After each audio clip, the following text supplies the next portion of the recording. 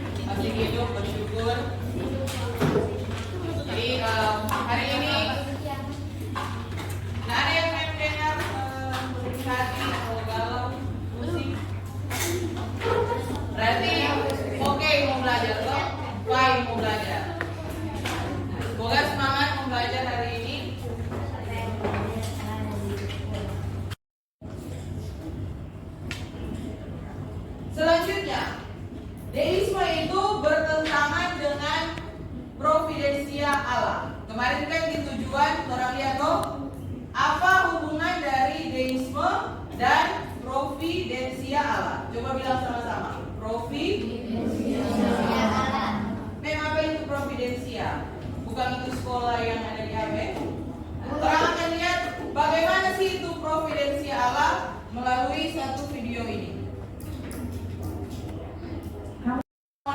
adalah setelah belajar ini, orang bisa mulai belajar kalau menghadapi penderitaan itu bagaimana.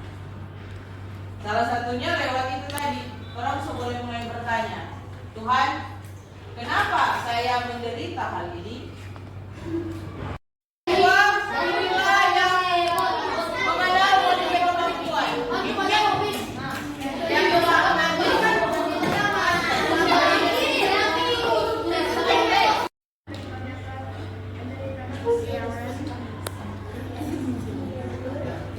Pemeliharaan merupakan permintaan Tuhan kepada hidup kita sebagai manusia. Artinya Tuhan memimpin dan menyertai kita sepenuhnya.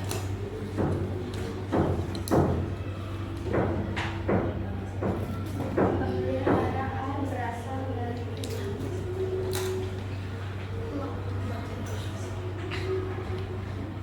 Pemeliharaan merupakan Tuhan supaya kehidupan manusia tetap berjalan.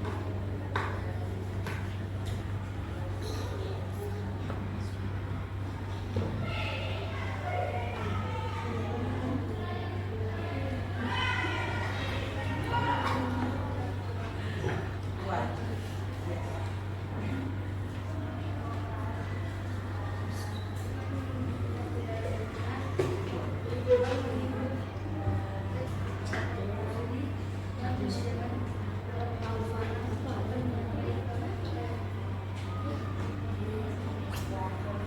Nah, jadi demikian simpulkan dari dua pembahasan tadi, yaitu firman Tuhan dan pemeliharaan. Sebenarnya ada hubungan nanti kalau Tom Sodenar penderitaan, lebih lengkap lagi itu. Jadi dari penderitaan, kemudian penderitaan itu dihadapi dengan firman Tuhan, ditambah dengan pemeliharaan, dan apa respon kita yaitu kesetiaan. Karena itu tergambar dalam Kisah Para Rasul 27 ayat 14 sampai 44. Cerita tentang Paulus yang berada di kapal, kemudian kapal itu terombang-ambing di lautan. Paulus berada di kapal itu untuk menuju ke Roma. Dia menuju ke Roma dan dia mendapatkan banyak sekali masalah di sana. Banyak sekali penderitaan di sana.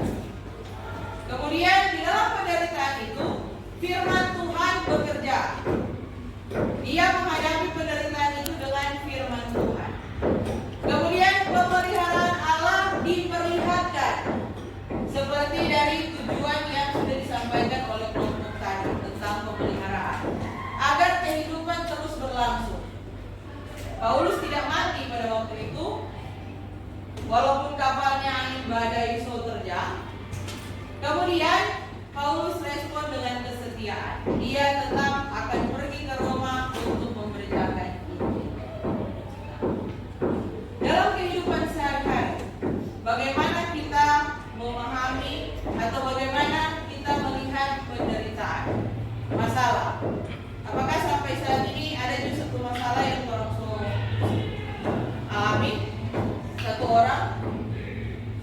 Atau kemarin ada masalah? Kemarin dulu? Kalau yang ada, mau dicari-cari masalah. Jangan. Nah, jadi setelah daripada melihat penderitaan itu, kemudian kita melihat apa yang Tuhan lakukan sehingga kita bisa menghadapi masalah itu. Dan setelah itu, ya sudah Tuhan, makasih, kita semua pergi. Danlah harus ada respon. Orang mau bikin apa setelah Tuhan menyatakan DP kebaikan, DP pemeliharaan. Nah, nanti kelompok kesetiaan yang akan mau kesetiaan mana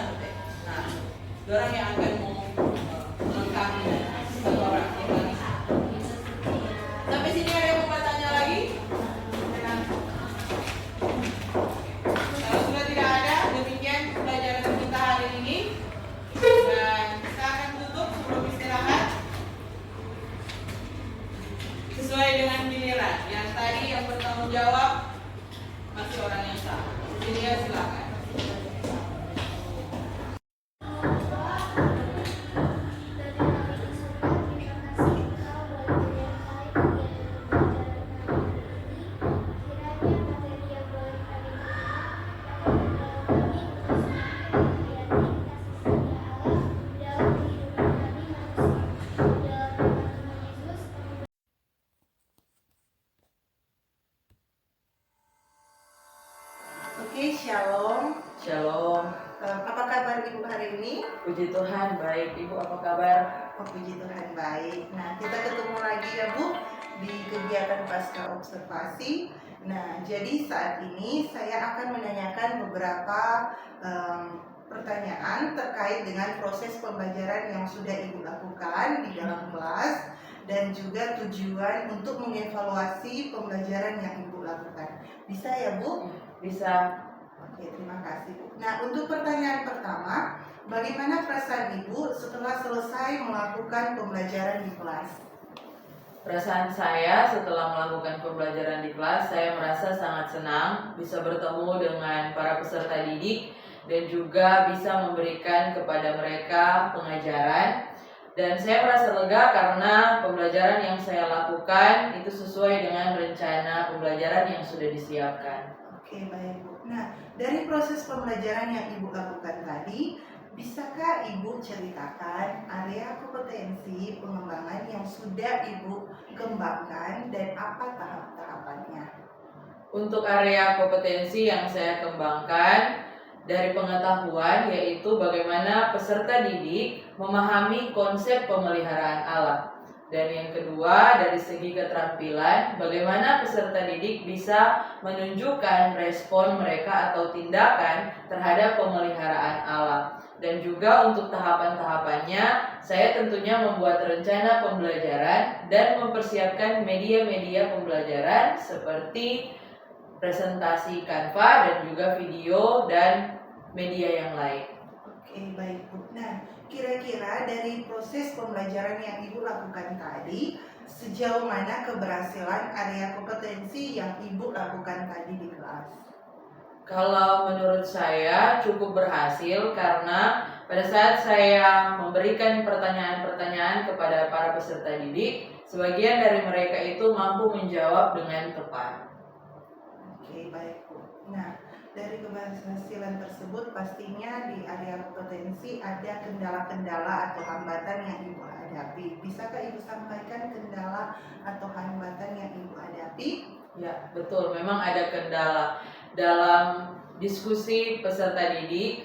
Mereka itu belum atau harus masih belajar dalam hal memanage waktu karena mereka berusaha menyelesaikan soal-soal dan diskusi itu dengan waktu yang cepat, tapi sebenarnya mereka harus untuk belajar agar waktu yang mereka miliki untuk berdiskusi itu boleh digunakan semaksimal mungkin menggali banyak informasi. Karena kalau mereka hanya menyelesaikan dengan cepat, mungkin ada banyak informasi yang tidak bisa mereka eksplorasi. Oke, dari hambatan yang Ibu alami, kira-kira ada rencana tindak lanjut yang akan Ibu lakukan?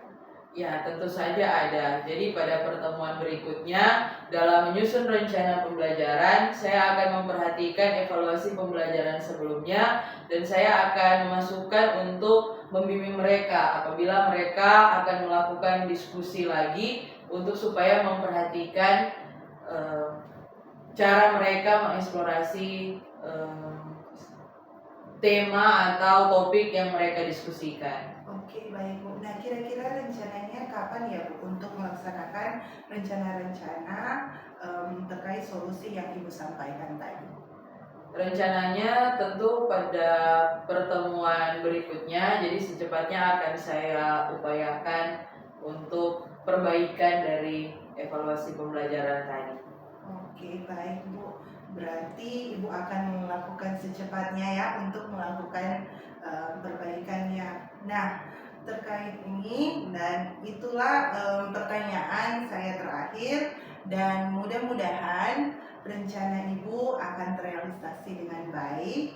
Kemudian juga proses pembelajaran yang Ibu kedepannya juga akan lebih baik lagi.